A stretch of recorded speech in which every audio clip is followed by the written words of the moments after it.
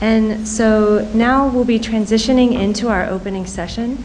For those of you in the back of the room, if you want to find a seat, there are plenty of places still available on the sides and some up here in the front.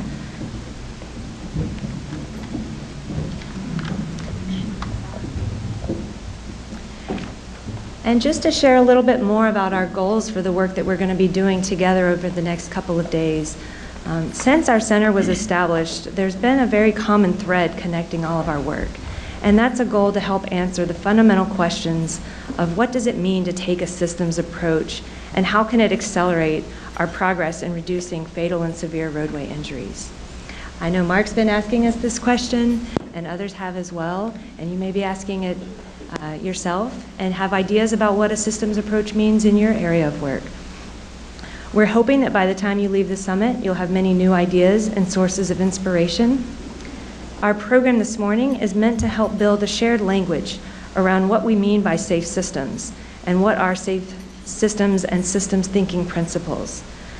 We would like to talk about why we need this systems approach and how it complements the work that we're all already doing, and how it can more effectively help us tackle our most complex safety challenges that we've been facing and that are still to come. Throughout the summit, we're going to be talking about real-world examples and practices in a variety of contexts, and we hope to learn more from you on what you see as systems approaches in your work. And by the afternoon, we'll be demonstrating and discussing specific data integration and system science applications that can help us unlock powerful insights that can help us in our injury prevention work. Throughout the summit, we want to encourage an open mindset, one that recognizes that each person here may have some information, and so do others at the table, that each of us may see something that others don't, and that we may ourselves be contributing to some of the problems, that differences are opportunities for learning, and that we may sometimes disagree and yet still have pure motives. So this is part of the framework of a learning community that we want to support throughout the summit. So now let's turn to our opening session, where with Ann and Alan, we will be reflecting a little bit about some of the past successes in highway safety and hear their stories of work in the public health field, which has long embraced a systems-oriented and holistic approach to injury prevention. And recognizing the diversity that is in the room today, and that everybody here may be coming from a different place, I wanted to start with a story about an event that most everyone in the room may remember. In August 2007, the I-35 West Bridge collapsed in Minnesota. 13 people lost their lives, and another 145 were injured. The story made national and international news. How many of you remember hearing the story on the news? A lot, yeah. So this catastrophe was very quickly attributed to failed gusset plates on the bridge that weren't as thick as they should have been. And as a result of this event, over the last decade, we've seen a major shift both at the federal and the state level in how bridge safety was approached in the years since. The Minnesota State Legislature raised the gas tax. They funded a $2.5 billion bridge improvement program, and the bridge itself was rebuilt within 14 months.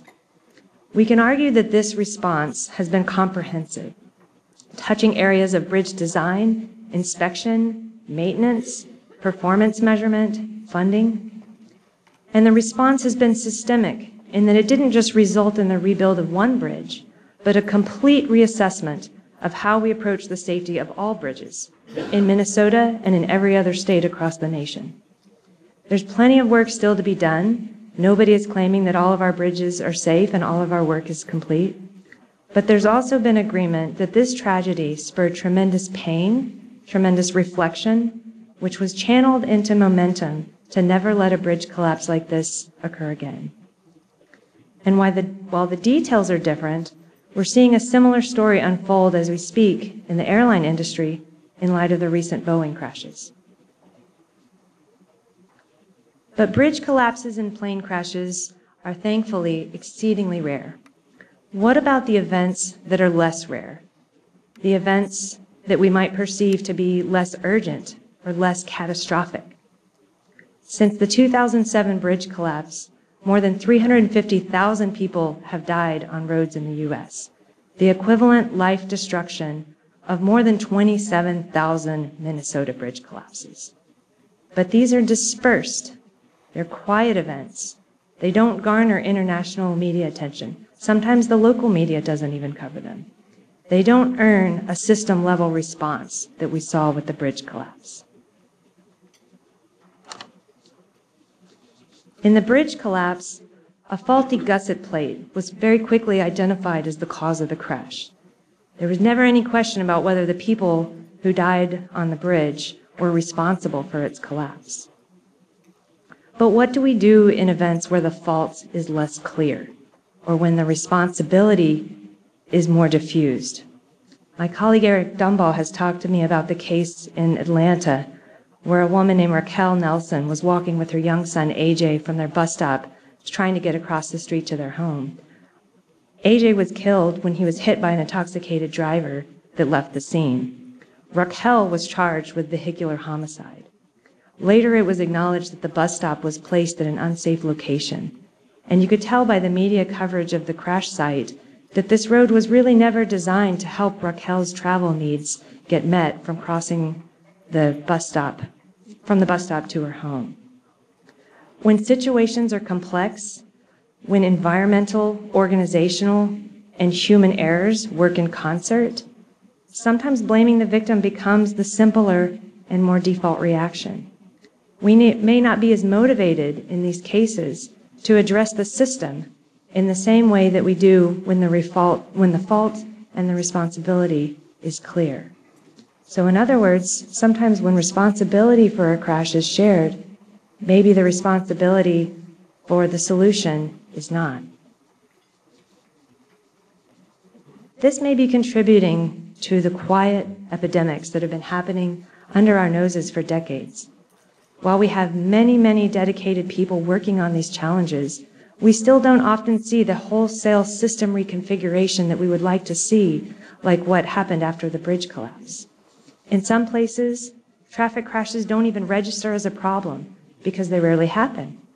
In other places, they're recognized as a problem, but there's not agreement on the nature of the problem or the nature of the solution or who needs to be taking more leadership and action. Still elsewhere, we've been implementing safety interventions for years. We've made great progress, but we're starting to see a limit to how much more we can accomplish using the same techniques and tools because the world and the challenges are continuing to evolve around us. These are the characteristics of wicked problems. These problems are difficult to define. They're socially complex and they're multi-causal. There's not always a clear solution, and sometimes the solutions that we use lead to unforeseen consequences or problems that occur and pop up in other areas of our systems. These challenges cross our organizational boundaries, and they adapt and evolve over time. We, in fact, have a spectrum of transportation safety problems on our hand.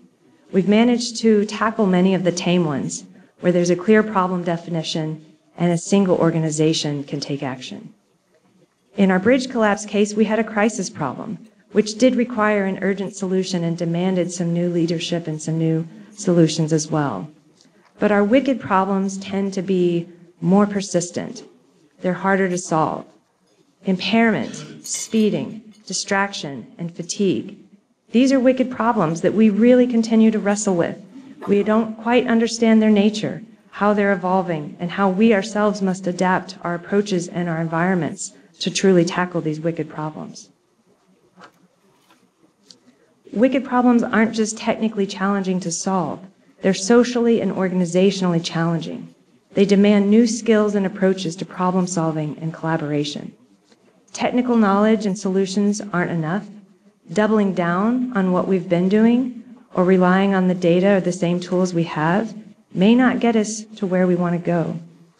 The world is increasingly complex and increasingly interconnected, and this demands new tools and paradigms and skill sets for us to be more proactive, integrated, adaptive, and systems-oriented.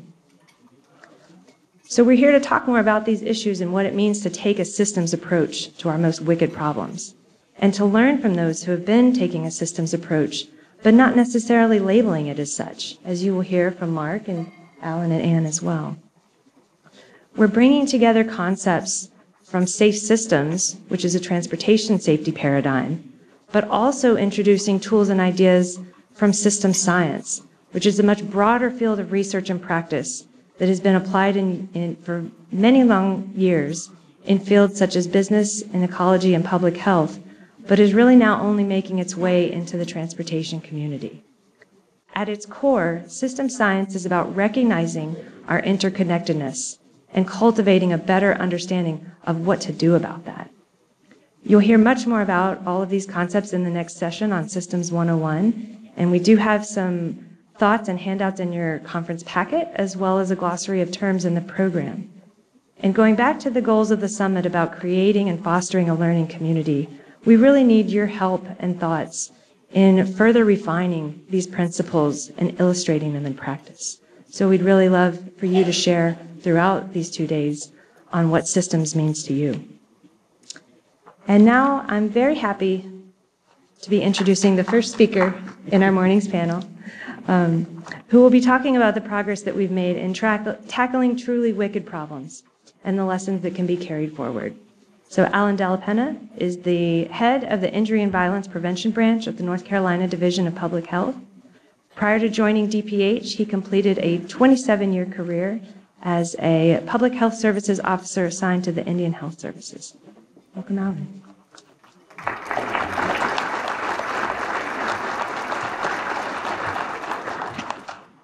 Thank you, Laura. So I'm going to tell a few stories from my career and experience as a public health professional, as a sanitarian by training, environmental health. And hopefully the message isn't, oh, that's how it is on Indian reservations. I think some of the things that we worked on illustrate what happens in disenfranchised communities. Systems are set up, but then things happen. And some communities are left behind, some communities take a different path, and eventually gaps are created where problems exist that weren't necessarily designed in, they just happen. American Indians and Alaska Natives were here when this continent was discovered by those other people, and it's their world and their community. There's 569 federally recognized tribes in 35 states of the country, so you may live in a state where you're really familiar with Indian populations, American Indian, Alaska Native, or you may not live in a state where one is, and it may just be what you saw on TV as a kid in the old cowboy western shows and all of that. But Indian communities are communities. They're vibrant, very active, living places with people who really care about their families and communities. As a sanitarian assigned to the Indian reservations, you know, we're sort of a jack of all trades and maybe master of not too many of them. And our job is to kind of go out and assess the situations in the community and try to come up with solutions with the community's help. So I usually put some historic photos in because for me, Indian communities is about community. It's about families and all, and their place in there. So you see a few pictures that look a little random. It's just my way of reminding myself that there's people at the end of all of our work who care about their families and towns. So the public health approach is what we tried to apply in our approach to injury prevention. This is work I did in the mid to late 1980s and going on after that with my colleagues. Our experience showed that a combined approach is the most effective strategy. A clear understanding of the issue, who's at risk, what's the root cause, what needs to be changed, and what can be changed. Two different concepts there. What specific change needs to be made to address the problem, who needs to be involved, and then have data, and really good data, to help identify your problem, but also to show whether your work made an impact at the end. I think community leaders understand before and after in a good data story.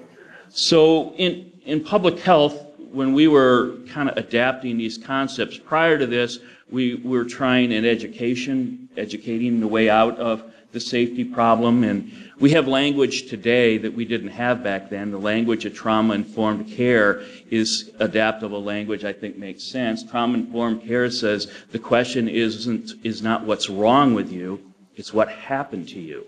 What's going on in that community?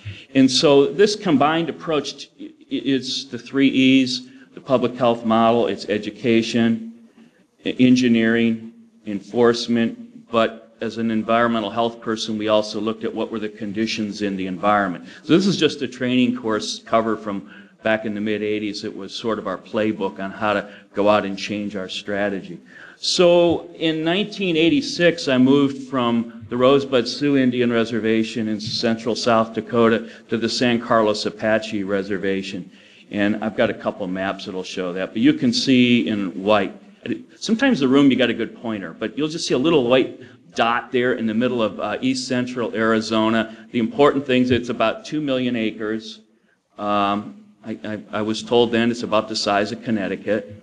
A big chunk of land, population condensed off. The important features of this map that I'll also show in another one is in Arizona, at least at that time, there were 3 east-west roads. Interstate 10, Interstate 40, and then Highway 70 that went through the middle of the state. And there wasn't a whole lot out in between spots on these roadways. The other thing about the Apaches that I worked with is culture in their community is integrated into what they do. It's just part of who they are, very rich and deeply committed to their culture. So we knew when I was working out there that American Indians and Alaska Natives have a 4 times higher motor vehicle death rate than the general U.S. population. And as we were trying to adopt data-based approaches, we were just doing a lot of motor vehicle crash studies where we would go to the police department, and this is what I did, pull the crash records.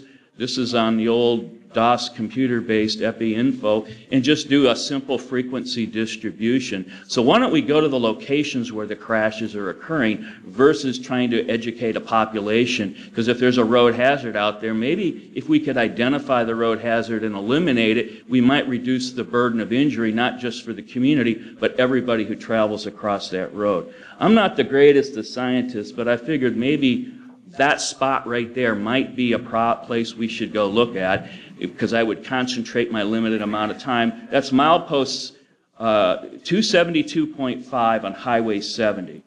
And it helps to understand a little bit of what goes on Indian reservations. They're not the same as other places. You don't get a home loan on an Indian reservation. Pretty rare to get a bank. HUD comes in and puts housing in, and at the time, and the value system is often different on reservations. If you got people living in wiki-ups, wasn't that uncommon then, or old housing stock, it's really important to get housing out there. And so housing projects are constructed, and it's a dollar value thing. I worked in the office with the engineers that put the water and sewer system. They had $8,000 a house that they could allocate. So what does that mean? You push the houses closer together so you have fewer feet of water line. So you're building a housing project. You're not building a community. And then the projects plop down there and the people occupy it. Well, over time in this east-west, left to right is Highway 70. There's 2 features going north-south. It's a train track in the San Carlos River. So out in the desert, you drop down into the riverbed and you come up and you are flat right there at milepost 272.5. North of there, they put 500-600 houses in. South of there, they had 500-600 houses. So it didn't take very long to realize that there was a conflict of road users. It's about 30 miles to Globe, the closest town that way. It's about 50 miles to Thatcher and Safford that way. So the trucks going across the state are blowing through there because there's nothing else out there. And all of a sudden, you come over a hill on either side, and you're on an urban environment. And you have a conflict zone of an urban environment built in an unmodified rural environment. That's the terminology that we used back then. Well, that was understanding the problem, but what do you do about the problem? Huge jurisdictional conflicts on Indian reservations. States are used to a government-to-government relationship with their local community. But on Indian reservations, Indians have a government-to-government relationship with the federal government, not with the state. And the systems of the state grew up around the tribes. They didn't create it. They weren't part of it. The reservations were set up back when Arizona was a territory. It was the 48th state. So I'm not saying that that's something that we have to solve. It's just part of what created the conditions, not just on this reservation, but many reservations where the road is a state road. Tribes are dependent sovereign nations, and they just have problems working through the jurisdictional issues. So when we went to the tribal council, and we went to the Arizona Department of Transportation and the engineers, if you drive onto these roads, they're like driving back in time. The shoulders shrink down, the features of the road are like they were 30, 40 years ago. And the answer from the DOT folks was, well, you need an improvement project. You need the tribe to go to the Council of Government and advocate for highway safety funds. Well, that tribe is split by 5 councils of government out there, and we'll say the attitudes among the local communities weren't as politically enlightened as they might be today, and they weren't very anxious on turning their resources over to a tribe that they perceived didn't vote and didn't pay taxes. And so councils of government wasn't going to be a solution politically viable or feasible. So the other answer was, well, what about, for that problem, and I'll show you pictures of it in a moment, what about a safety improvement project? Well, tribes have jurisdictional problems also. They're sovereign nations, and land is the most important thing to them. They've lost so much land. And that government-to-government relationship between the state engineering department and the tribe was a problem. Tribes historically had not submitted their motor vehicle crash reports to the engineering department, which is a big driver to identify safety hazards, because of jurisdictional issues. And it's not just concerned about the individual who might have got a DUI on the reservation or off. That 2 million acres in Arizona where this tribe exists is the huge watershed for the water downstream. And the tribe's water in the west is gold of the west. And the lawsuits between the tribes over water rights are huge, and nothing to compromise these water rights lawsuits were going to come into play. So to convince the tribe to send data to the state when it was perceived that it was going to undermine their lawsuits over water rights and all of that was a big problem. So it took about a year to work out a system because the state viewed that the roads were the safest in the state because they had no crash history over that roadway, to convince and come up with a system that the state would buy off on and the tribe would buy off on to send crash reports in, de-identified, no VIN numbers, no driver's license number. Let's just look at the road environment, not the individuals. And that's the system that we worked up. So this is what the road looked like at that milepost 272.5. That river is behind me. I did not stand in the road. A colleague did. I had him do that. Housing on the left. This is looking east.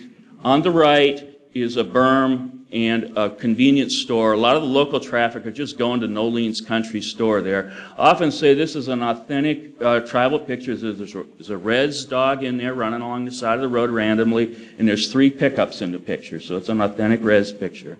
So coming up with this method to get the crash data to ADOT so they could identify this safety project, like I said earlier, it took about a year to work that out. And we had a tribal council member, Winsler Nosey, that got very interested in this project because he wanted to get his community improved. And a colleague who came after me continued this data collection. We, I think, eventually had 3 years of data. We got to ADOT, and a tribal council petition from community members asking for ADOT to come out there. As public health folks, we didn't do the engineering. We just tried to get the data to the people that did the engineering so they could do their thing of identifying a solution out there. So the solution was a channelization project.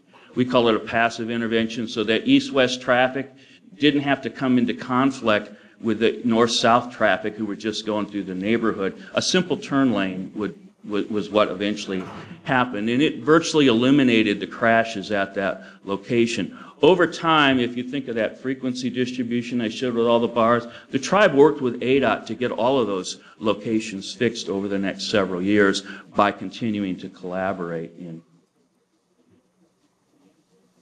share data. So my stories here are not to say this is what happened in San Carlos. This is pretty pervasive across Indian communities. This is the reservation just north of there where Fort Apache is. It's the White Mountain Apache Indian Reservation, similar in size to San Carlos. It butts the White River, Salt River on the north side. And they had the most hazardous stretch of road for pedestrians for 30 years in Arizona. And my colleagues up there did a very similar project where they just went in and pulled the crash records and collaborated. And it resulted in the first lighting project in an Indian reservation community. Again, the solution isn't dramatic. It's just street lights. A community grew up and the lights weren't provided. And it spent about a year working out the relationships to pay the utility bills for the lights. And when that road was eventually widened, modern lighting system went in there. This type of project was replicated in dozens of Indian communities across the country, because pedestrians have a high fatality rate when you don't have any street lights in their community. One last story, also from White Mountain Apache. So that story, those two stories I tried to relay were kind of taking data outside and convincing leaders to put aside whatever differences and find a solution externally.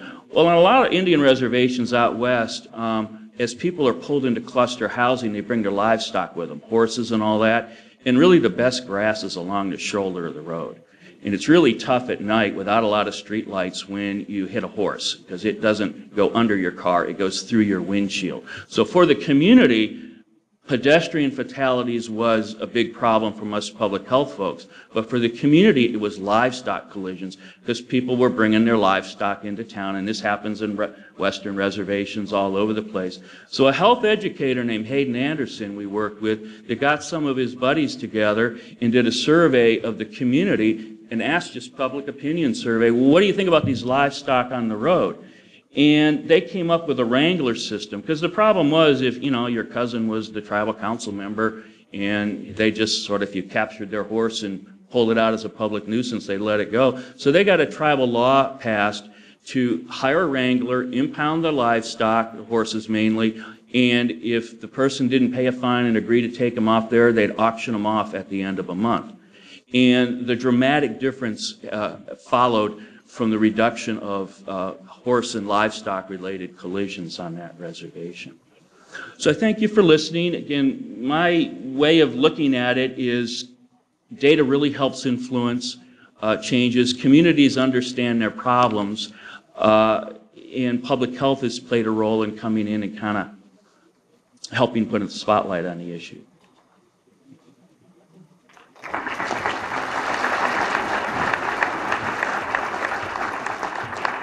Thank you very much, Alan. It's always a pleasure to hear some of the stories that you have to share. I'm very pleased to introduce our next speaker, Ann Dellinger. Ann is the branch chief of the Home, Recreation, and Transportation branch of the Centers for Disease Control and Prevention. There, she oversees CDC's work focused on older adult falls, traumatic brain injury, and road safety. And she's also a member of the Collaborative Sciences Center for Road Safety Advisory Board. Thank you.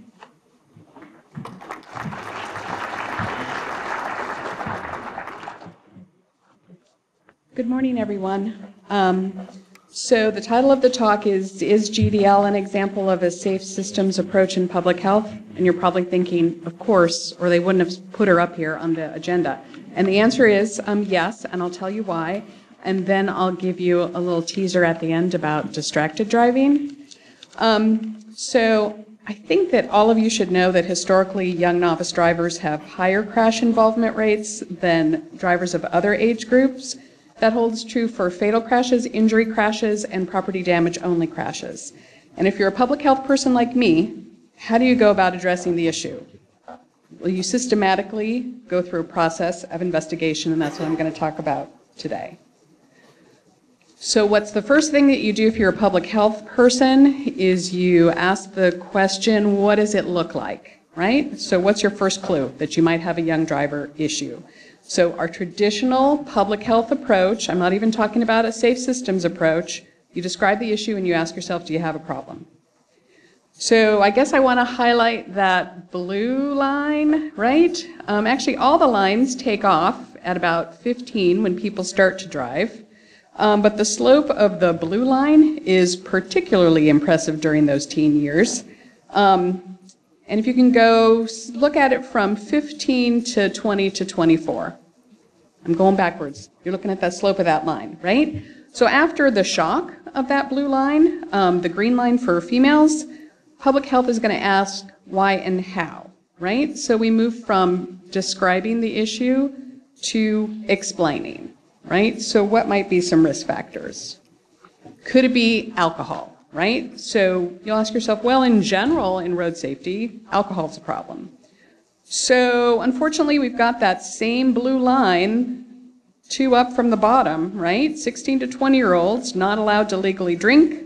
So you're saying to yourself, okay, not allowed to legally drink, but even in 2017, more than 20% fatally injured before you're legally able to drink.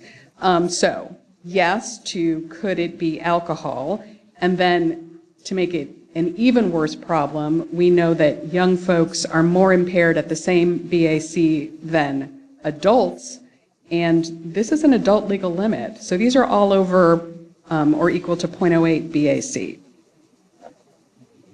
Let's look at another one. Could it be alcohol? Could it be speed, right? Because speed's an issue in general. These are real data, but they look like a textbook example, don't they? You couldn't get a more beautiful fake data if you wanted to. So yes, speeding drivers in fatal crashes are more likely to be on the younger side. More likely to be on the younger side when they have less experience operating a vehicle, let alone a fast-moving vehicle. So we're still in our explaining stage. Let's do one more. This one's an oldie but a goodie from IIHS. Who's seen this picture? Anybody? If you've been around for a while. Just a few, right? So could it be the number of the passengers in the vehicle? What do you think the y-axis is measuring? You're also well behaved. Nobody's shouting it out. Crashes per 10,000 trips, right? So look at those 16 to 17-year-old drivers. It's another beautiful curve. I mean, you couldn't make this stuff up. Not for the 18 and the 19-year-olds, right? So we're saying, yes, we're explaining, and we really need to look at those 16 and 17-year-olds and the number of passengers. Okay, so in my public health approach of looking for risk factors, there's a long list, and there's probably even more than these, right? So we're in full swing. We've identified a boatload of risks. We've described the issue. We've identified risk factors, and now we ask ourselves, are there effective strategies to address the risks? Mostly. The answer's mostly, right? So for the inexperienced, you get supervised practice with an adult. Age or maturity, you delay the age at permit stage, you delay the age at full licensure. Speeding and alcohol, we have policy strategies. A policy for limiting the number of teen passengers, certainly belt enforcement. Nighttime driving, you can institute a curfew. And I wrote myself a note, and I wasn't sure if I was going to say it, but I think I am. Curfew, but there are exceptions, right, depending on what state you're at. So sometimes there's an exception for work. So if the teen is going to and from work, they might have an exception. There's a sorry list of using outliers for population health. That was my note to myself. Because say, for example, somebody wants their kid to be able to go duck hunting at 4 o'clock in the morning, and that's during your curfew time. That might make it into your state's GDL. We can't have that curfew time because somebody wants to go duck hunting in the morning. So it's always an interesting process in public health and legislation because you can have some unintended consequences. So, does it make sense? Here's my last question for this slide. Does it make sense to address each of these factors one by one? You're thinking, no, I'm a public health person and I never have enough money to do anything. I've got to be more efficient, right? So then that's where we come into graduated driver licensing, right? So young novice drivers, they tend to overestimate their skills and underestimate the dangers of the road. Big surprise, right? So this is a phased approach to give beginners experience in lower risk, not no risk, lower risk settings, right? So that you can gain critical skills while you're learning to drive. So at the little bottom of my slide there, I want you to be thinking about what makes GDL a successful safe systems approach and how does it differ from a traditional approach. We're not going to answer that right now, I just want you to be thinking about that. Okay, but we've been having GDL's policies for a long time in states. What do the results look like? Okay, this is from 1975 to 2017. And this is teenage motor vehicle crash deaths by gender. And that's looking like a public health success to me, right? And so as a public health epidemiologist, my first reaction is awesome, followed very, very quickly by what is that plateau that I start seeing in 2014? And what can we do about that? All right, so for graduated driver licensing, instead of addressing each risk alone, address together and get the added benefit of risk interactions, right? So here are 5 of the key provisions of graduated driver licensing. So you hit the inexperience risk factor with supervised practice. You hit your age and maturity risk factor by delaying your permit age and delaying your full licensing age. You limit the number of young passengers and you institute a nighttime driving curfew. And I didn't mention it before, you realize that the teen drivers, they don't get in these fatal crashes at 2 o'clock in the morning, right? These are early. These are between, say, 9 at night and midnight. So that's why people don't like curfews, but we really need them. Okay, so we address risks together, not one by one, for efficiencies and because we're poor public health people. We design to accommodate teen behavior. We work as far back in the causal chain as we can, not 5 seconds before the crash, right? And if you're thinking, are some of these things characteristics of safe systems? They certainly are. But then what do you do after that initial success, right? What do you do about that plateau that's happening? A safe system approach is going to be dynamic and adaptive, right? So you can strengthen your original GDL policies, and then you can start adding, say, decision influencers, right?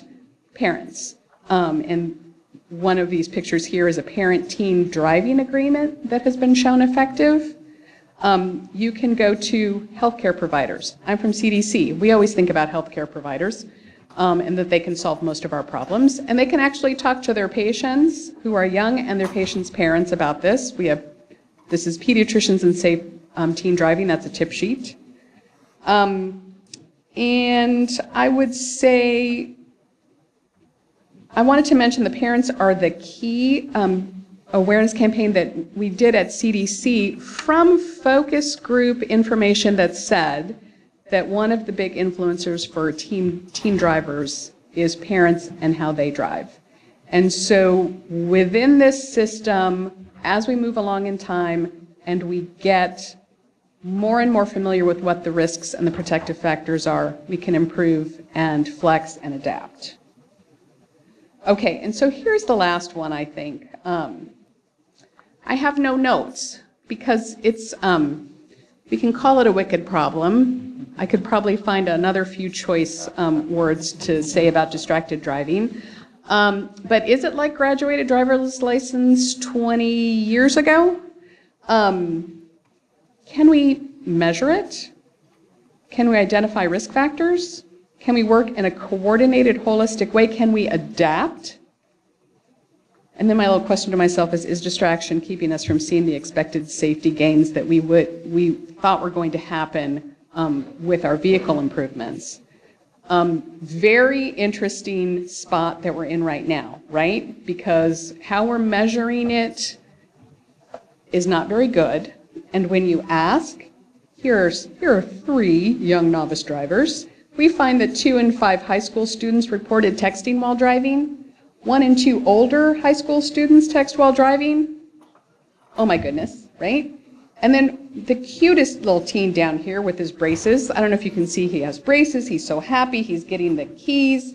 High school students who drink and drive are twice as likely to text while driving. So they're cute, but to me, they're just menaces on the road. And so, I mean, what do we need to do? We can't throw up our hands. We actually have to design the system around what they're going to do. We know they're going to do it, and we can help them. So I think I'll stop there and look forward to your questions.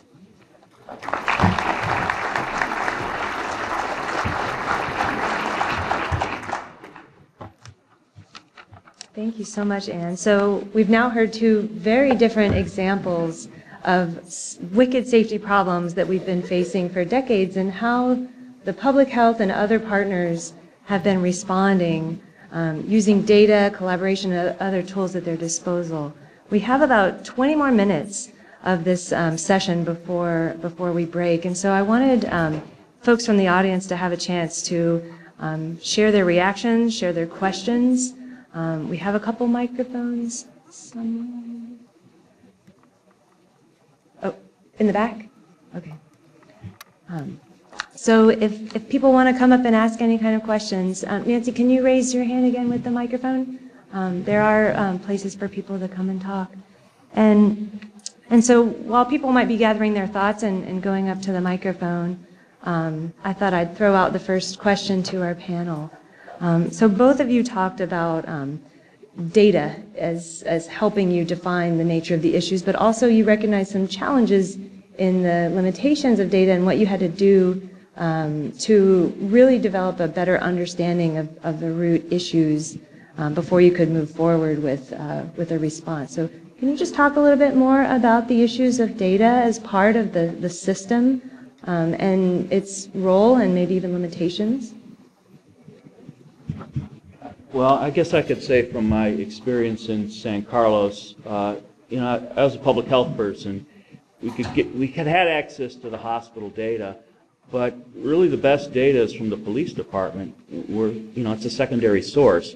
So they weren't really used to having a public health guy come over and dig through their files, and so we had to go through kind of a lengthy process of going through tribal committees and law enforcement committee and health committee and kind of set the rules for how we could go in and utilize their data and report their data out. So the concerns about airing dirty laundry outside the community were valid concerns. And, I always just sort of kept it to the center of, y'all know you got a big motor vehicle problem here. Maybe if we can study, and y'all know you got road hazards out here. It wasn't necessarily the way we phrased it. Maybe if we could help pull your data together, we could take a picture that you all could use to help better improve your community.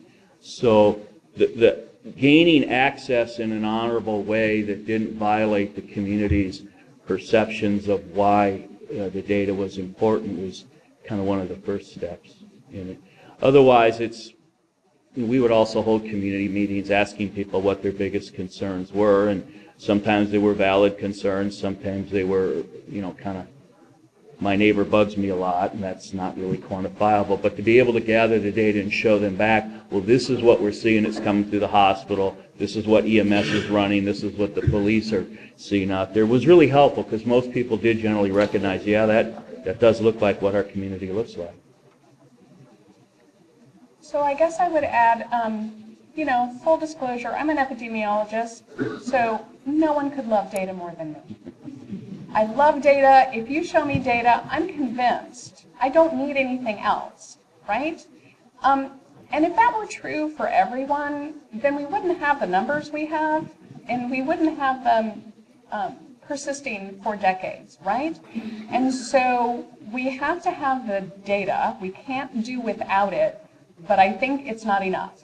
We always have to put, I want to say, a face on the problem if we want to go that farther step for folks who data isn't going to be enough for them. They really need an example from someone who looks like them, possibly, and had a crash.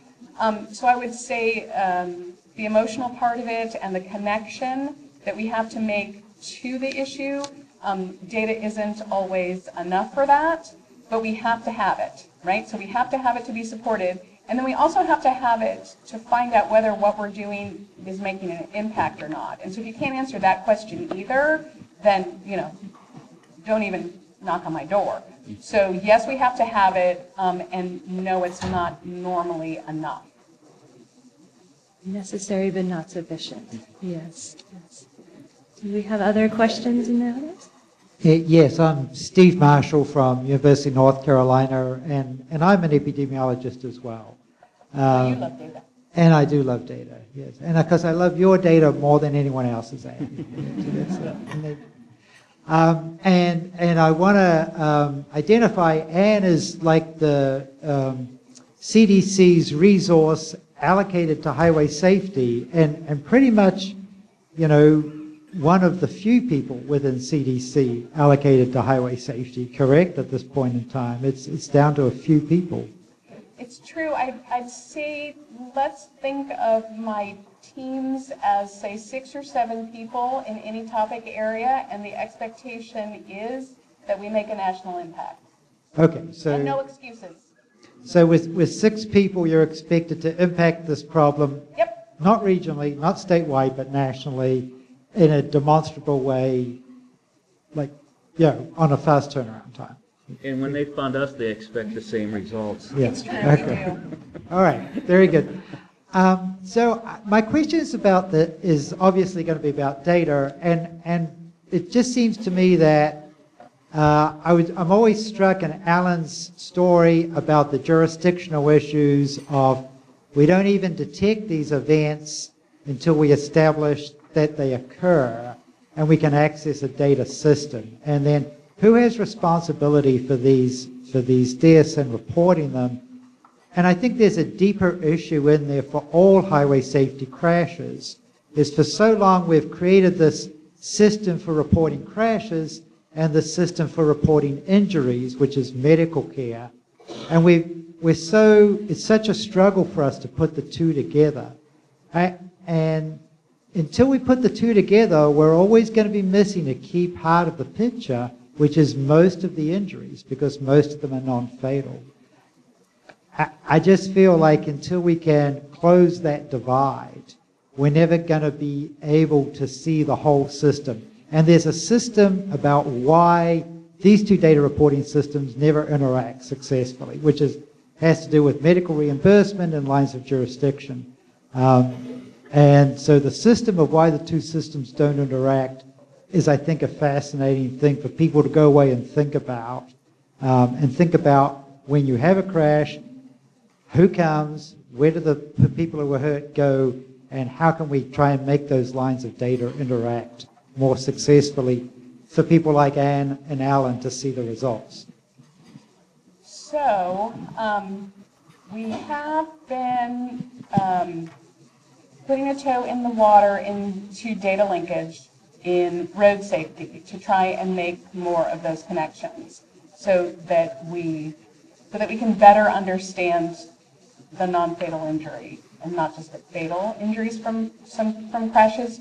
So my sense is that's a good spot for CDC to be in. It makes sense for surveillance and data kind of resources. That's pretty much CDC's bread and butter in infectious diseases and other things. So I think that I'm with you that would be a very productive and help with impact kind of activity if I can get that going. I will say that sometimes the challenges are just hilarious to me, right? Because I don't remember where I was, Peru maybe, and I was talking about data linkage. And they didn't understand why it was such a problem in the US. And they said, Ann, you got their name and their address. Just put it together. And the fact that I have to say, well, no, we only get de-identified data and we have to have a linking variable and blah, blah, blah, blah, blah. They just think it's nonsensical. And so, yes, I think it's really promising. There are some privacy challenges and other things that I think are, we're able to overcome those. I don't think they should be barriers. So I'm with you, yes, and I'm trying, actually, in that direction. With the other 5 people. Yeah. Absolutely. We're feisty. You can get a lot done. And we will be having a session this afternoon on data linkage, as well as a workshop tomorrow afternoon, where some of the folks in Durham and other North Carolina communities are talking about the progress they've made and the challenges in linking data for Vision Zero program definition and application. So that will definitely be a theme, I think, throughout our time together here. Do we have other questions? There we go. James Farrell, Planning Communities. I have a question for Anne. It's actually, maybe you could go back. There was a slide that showed a trend line from, I think, 1975 to the late 2010s. I think it's this one, yeah. So could you tell me when were these GDL policies adopted or implemented? And if it's not a specific date, what some major milestone dates to sort of put these trend lines in context? That's a really good question. So I'll preface it by saying, you know that all of this policy is done at the state level, so you'll have 50 different time frames and 50 different approaches and 50 different GDL policies in a state, right? So let's say we're gonna be in the ballpark, right? I would say 95, 96 to 205, 2006 for everybody having I don't want to say respectable. That's probably not true for some states. But say a GDL policy. So right around there. There were states that were earlier than that, and then I want to say 43 states have actually gone back and upgraded their original GDL over time too, and that process should continue because almost any GDL at this point could be strengthened, right? I mean, ideally we'd want 0 teen passengers for a while. You'd need some kind of nighttime curfew, and so if you have it at midnight, it'd be better to bring it down to 10 or 9 o'clock at night, that kind of thing. Does that help you with the curve? A little bit. What would you attribute? There's a pretty significant drop around, I think, the late 1970s, and then another, it peaks again and sort of drops in the mid 80s. Late 1970s, I don't think that we had GDL. Steve, do you recall? I don't think that we had anything in the late 70s. No. So the drop there is a road safety drop that does not have anything to do with graduated driver licensing. Oh, see, you know what? Thank you, Rick. Also, you have to take into consideration any kind of economic issue, right? So during the, 2007, 2008 recession, discretionary travel declined, and teens do a lot of discretionary travel, and so there was a decline there. So I don't want to cop out and say it's an awesome illustration of a wicked problem because we're just looking at these risk factors for the teen drivers, right? And we're not looking at the economy or any of these other kind of societal issues that would impact that too. Okay. So there's this, plus all the other things that impact teen driver safety that are not contained within that policy. I also think I heard someone mention seat belts, which was an HSRC campaign, right? So maybe mid-'80s on for belts? Yeah, I was a new driver in that era. What folks might forget that during the Vietnam era, they dropped the drinking age to 18, and in that era, a lot of states were moving it back up to 21 also. Thank you.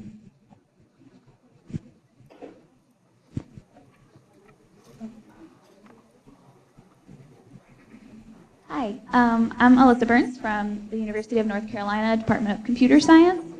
I have a question. Anne, you cited distracted driving and drowsiness as large causes of accidents. I know this is factors for teen crashes? Right. So I know this is really recent, but car companies have been introducing, driver monitoring and adaptive cruise control. And has there been any data to show whether or not that benefits anyone, or if people even use like the drowsiness detection, or do they just deactivate it, or anything like that? I don't know. Okay. I know it's really recent. I was just wondering. We will be spending much of the day tomorrow talking about some of the new technologies introduced on the vehicle side of things. So you might hear some more thoughts on that in the more recent data as well tomorrow.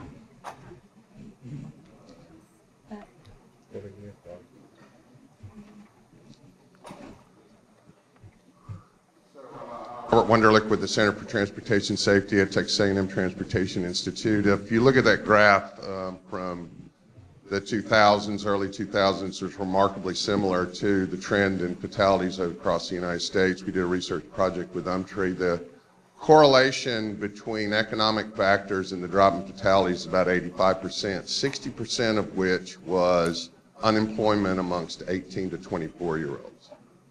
So I'm not here to say GDL is not good, because believe me, it's great. And there are studies that have separated some of these effects out.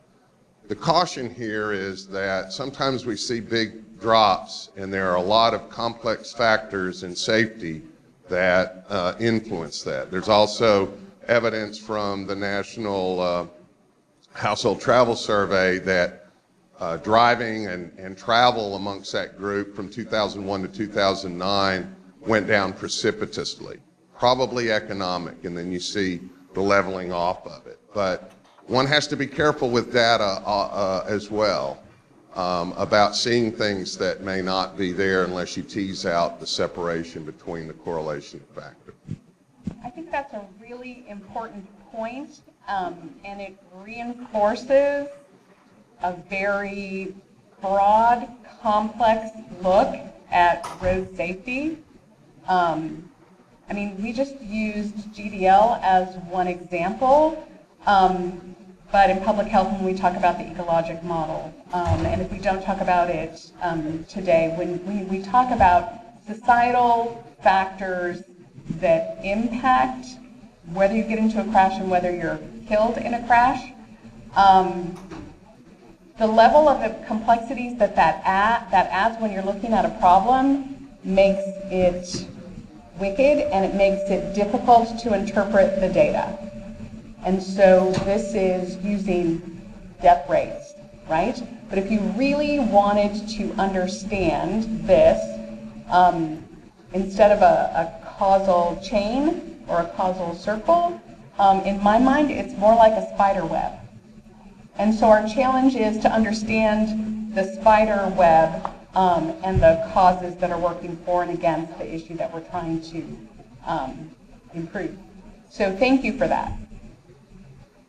And I think, as you'll hear from Becky Nauman's breakout session later in the day, we're going to be talking more about some applications to look at these webs and these causal loops and make sense of the exogenous factors and the endogenous dynamics that are happening with a system that might actually give us more insights as to where we have leverage.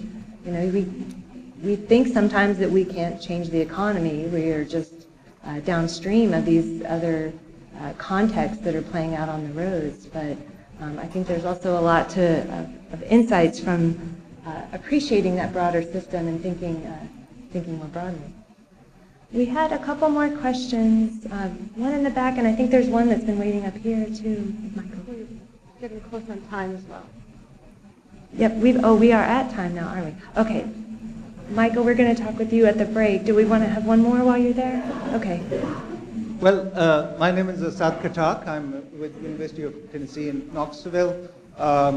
Just a quick question on GDL. how will they change when we have driverless cars and we can send our kid to at 4 a.m. for duck hunting to in an automated Tesla or whatever car we have, and then maybe it might become irrelevant. I just want to know your thoughts on how going forward things might change in terms of our policies with driverless cars and automation and connectivity that's on the horizon. Is that for me? Yeah, Ann, you take that one. Okay, so I'm really not a speculative person by nature. I think that if history tells us anything, what we expect is not what actually happens, and so I expect that there will be different safety issues with new vehicle technologies. And by the time we get to a point where there are more autonomous vehicles on the road than non-autonomous vehicles, and they're all talking to each other, and we're increasing safety in one area, my cynical side says that we're not going to have the issue solved, that there are going to be other things cropping up that we just could not predict. Yeah, it's like the airbag. It was going to solve everything, and then we found out you shouldn't put your kids in the front seat, and then we had lots of people turning them off. I think the pendulum swings this far, and then it comes back. I think these technologies are going to save a lot of lives, but it's not going to be a magical answer. There'll be problems that come up. So the way I think about public health, and I really shouldn't share this because it is a little cynical, I feel like we swing one way too far, and then we start self-correcting, and we spend about a half a second in reasonable, and then we move to swing too far to the other end, and then we self-correct, right? And so over time, hopefully, the swing gets shorter, and we land closer to reasonable and sensible. I think I hear a lot of conversations, concerns about the exception or the extreme thing. And for my whole career, we've been waiting for something that would systematically reduce the risk of driving to take it down. These are fantastic solutions. There'll be some problems in there, but it's unprecedented what we have available coming down the road. It'll take a while to phase in. Economically, not everybody can afford that technology, but I caution against the concerns about the extremes and look at the middle, and we're living in a revolutionary time for highway safety. Well, on that note, thank you, Kevin, Mark, Alan, and Ann, for your great remarks this morning. I think it gets my brain juices flowing thinking about all the work that we have to do together and all the unanswered questions that we want to work together on. We have a networking break. We have several networking breaks built into the program so that you can connect and meet new people and connect with old friends as well. And so we welcome you to visit the posters that are getting set up, the research exploration room at the end of the hallway, and we'll be coming back here for our next session in just a few minutes.